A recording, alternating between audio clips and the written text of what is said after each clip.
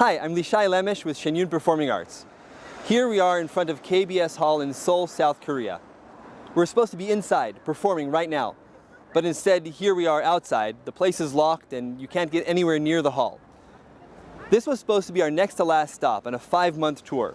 Our group, which includes over 70 dancers, musicians, singers, and production crew, has performed 117 shows. But just 2 days before coming here, we heard that our shows at KBS Hall were canceled. Now, we had a contract to perform here. Thousands of tickets had already been sold. So, who canceled our shows? And why? This is the embassy of the People's Republic of China, which represents the Chinese Communist Party, the only party in China. The embassy wrote at least 2 letters to KBS Hall telling them to cancel the Shen performances. But why would the Chinese embassy want to interfere with the performance of Chinese dance and music? That doesn't seem to make sense, right?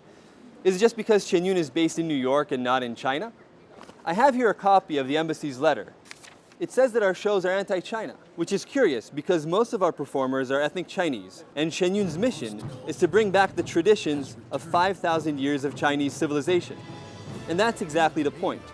These are the same traditions that the Chinese Communist Party has spent the last 70 years trying to destroy. They also don't like the fact that we have dances showing the persecution of Falun Gong practitioners taking place in China today. This is a story that is close to our hearts, and actually, when depicted through dance on stage, has become one of the audience's favorite stories. That's because these are touching stories of courage, faith, and hope, in spite of persecution.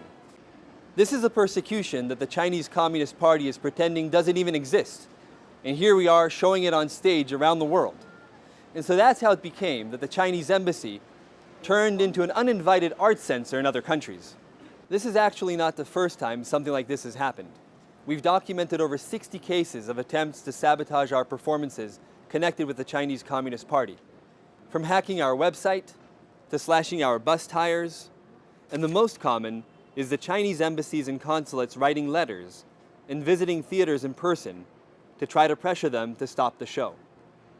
So after KBS received a letter from the embassy, they decided to cancel the performances. Our local presenters then took the case to court. Behind me here is the District Court for Southern Seoul. Last month, the judge considered the case and decided that the arguments for canceling Shen do not hold, and that Shen should be allowed to perform. We were, of course, very happy about this. But then just 2 days before the shows, the same court and the same judge suddenly issued a reverse ruling. I have here the judgment from the District Court. It argues that KBS needs to consider its potential financial losses. KBS is a national broadcaster that distributes programs to China. The Korean television dramas are very, very popular there. So the judge ruled that if KBS canceled Shen, it would just have to compensate us a relatively small amount for the tickets. But if someone in China retaliated and KBS lost their business there, they stood to lose a lot more money. But this doesn't make sense, right? Isn't a contract a contract? And isn't South Korea a democracy with freedom of expression? Isn't that really the difference between South Korea and North Korea? Or China, for that matter? And why would the same judge and the same court dismiss these arguments one day and then suddenly change their minds? So the question is, who intervened at the last minute to cause this flip-flop? This is a press conference held by the local Korean presenters who invited us to perform here. They're asking the Korean government and the Korean president the same questions. What happened to rule of law? Who made this illegal intervention? They're also asking KBS to apologize to the audience members. And this is, in fact, what bothers us the most. The thousands of people who were excited to see Shen now won't get a chance to see it. This is a show that leaves people inspired, with a sense of hope. It's very meaningful. In fact, we heard that many people flew in from China, especially to see Shen.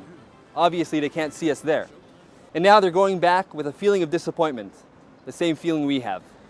In most countries, these sabotage attempts prove to be futile. Theater managers and government officials in North America, Europe, and Australia find these kinds of attempts at censorship offensive and even laughable. But why is it that in a country that calls itself a free democracy, that something like this could happen? Do people fear losing business in China that much that they're willing to sell out their justice system and their conscience? What does it mean for the future of South Korea and its people when the Chinese Communist Party can dictate what you can and cannot watch? And what does it mean for other countries? And for all of us?